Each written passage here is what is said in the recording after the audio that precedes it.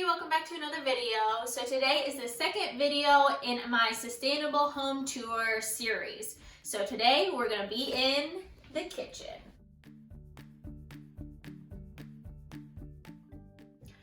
Alright, so if you didn't already see my first video, I did it on the bathroom and I will link it up here. But today we're going to go through 3 different areas in the kitchen. So my first area is going to be the dishes, my second area is going to be anything on the countertop, and my third area is going to be anything pertaining to food.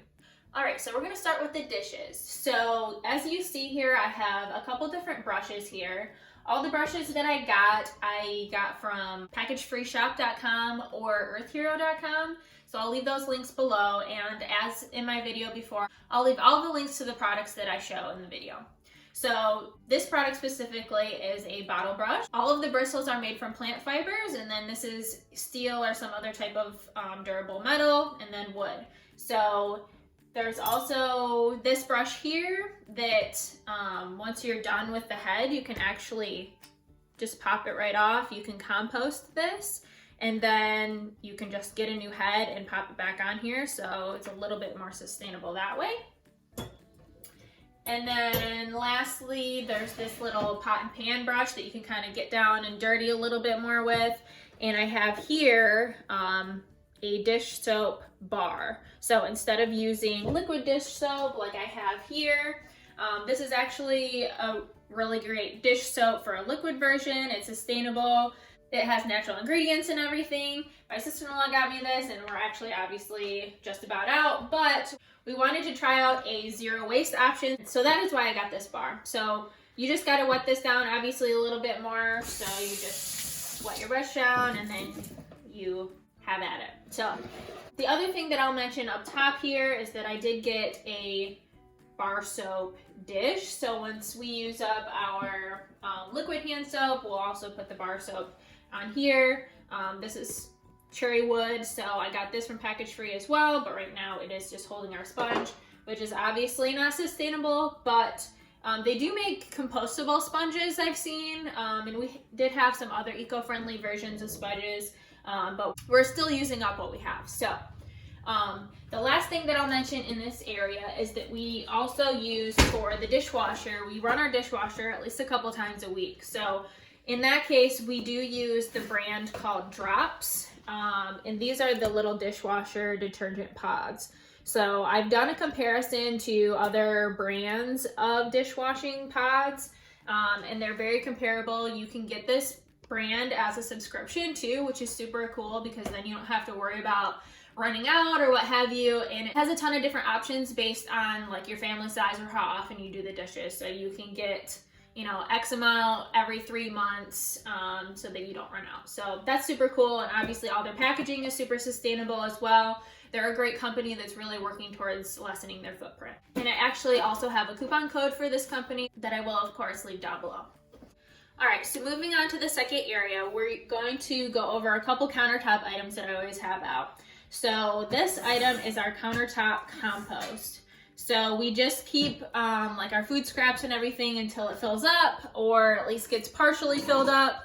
Then we take it out to our outside compost and then use the soil for our garden for the next year, what have you. So this has a charcoal filter on top, so it actually doesn't smell or stink up the kitchen at all. So that's really nice. So just another way to be a little bit more earth friendly.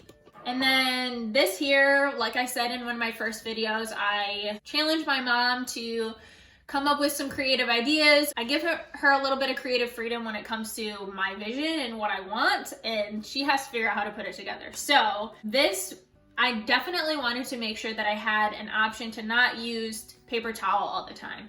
We didn't usually use a ton of paper towel to begin with, but I just didn't want to buy it anymore. I wanted a more sustainable version.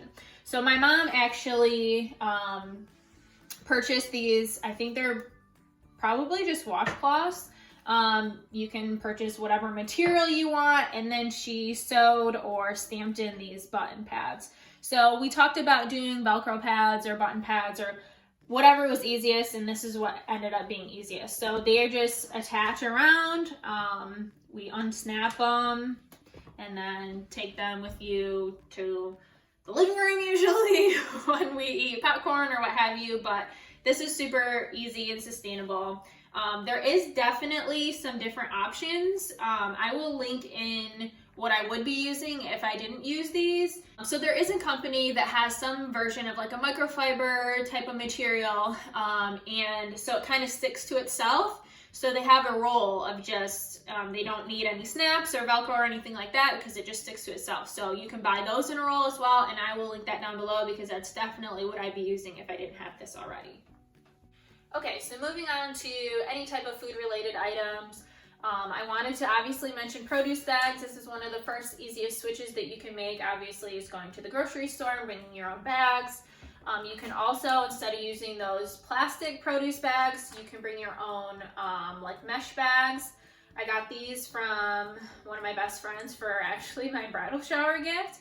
And what's really cool about some bags that you can get is that they have the ounces written on them already. So if you are at a grocer that has the ability to tare weight, they can subtract this weight from your product, and then obviously it would not cost you any more to use these bags. I don't always use these, to be honest with you, because I usually shop at bigger grocery stores and they don't have the ability to do that or just won't.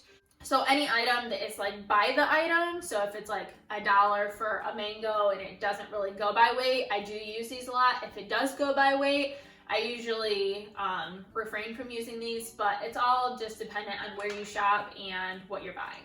And then I want to talk about how I store my food, and I did mention this in a previous video, but a lot of times when I go bulk shopping, I store my food in old pickle jars, old coconut oil jars, what have you. This is a lot easier than using a Ziploc bag, and also just a better way to see and store everything for me. And of course, if you can buy it, and again, if your grocer is willing to tare the weight of the jar first before you buy the item, that is the most zero waste that you can possibly be. Okay, and one other thing I wanted to mention, just something that you have to kind of catch yourself to think about, right? So if you're buying spices, you always want to try to buy them in a sustainable packaging. So try to buy them in glass if it's available versus buying them in plastic. We're obviously still using up a couple different spices here, but whenever I buy a new spice, I try to buy it in the glass. And one other item that is usually one of the first things that people switch over to or are really comfortable doing is reusable straws. So here I have my jar of reusable straws. I have quite a few here that we reuse, and even some ones that we got from like a fast food restaurant. I keep these and then sometimes try to remember to keep them in my car so that when if we do have to stop and get a drink somewhere or something, we don't have to use up another straw. We can just tell them we don't want it. So of these all, they're all great. We have some metal straws and some glass straws in here, as well as some sturdier plastic ones. These straws I actually, again, had at my bridal shower, and they were a giveaway for my sister-in-law. So these are awesome and obviously very beautiful.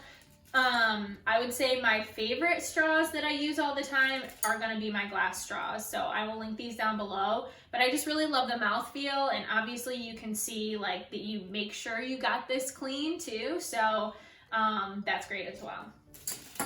Now when it comes to food storage, again, I have a few different ways to store things when it comes to the fridge. So I do use some silicone bags, and then there's also some other sturdier bags that you can use as well. So this is the silicone bags that I use. You can usually find them pretty much anywhere, and they are super sturdy. They are kind of spill proof as well, or said to be. So these have worked really well. I've had these for probably a couple years now. Super easy to store things in. And then also I have another variety of bag that is like a Ziploc bag from Full Circle that's a little bit bigger if you have more items that you want to store. In this case, I wanted to store some fruit for smoothies, so this was perfect for that. A lot of people do also use glass in the zero waste movement to store things, so I have done that before. Like in this instance, I tried to use glass. I will warn you, because in this instance, I also used glass, and it did not obviously turn out very well because I didn't make sure that I left enough room. If I have the option to use a silicone bag or something that you don't have to worry about, then I do that, but just something to think about. And the last thing that I'll mention is that the number one thing that we do in the kitchen to be as sustainable as possible is the food that we consume. So we consume plant-based food, all vegan food. One thing that makes it really easy for us to do so is getting a produce subscription. We currently use the Misfit Market produce subscription, so some of this stuff is actually from that, and it's been really great. You can choose to have fresh produce delivered to your door on a weekly, bi-weekly, monthly basis of fruits and vegetables that would have otherwise been put into the landfill. So that's one way to reduce your waste. But other than that, I can't stress enough my support of a more plant-based or vegan diet, even if you make it one day a week versus what you may have been eating before. Every little bit helps. So I definitely encourage you to eat a little bit more plant-based diet, especially in the times right now. It is more important than ever to make sure that we are boosting our immune system and providing our bodies with the best nourishment possible. Alright, so that's the full tour. I hope you enjoyed this video. Like I said in the last video, if you have any suggestions about anything you saw or any questions at all, please leave a comment down below. Please give me a thumbs up and subscribe if you haven't already, and I'll see you in the next video when I tour a different part of the house. See you then.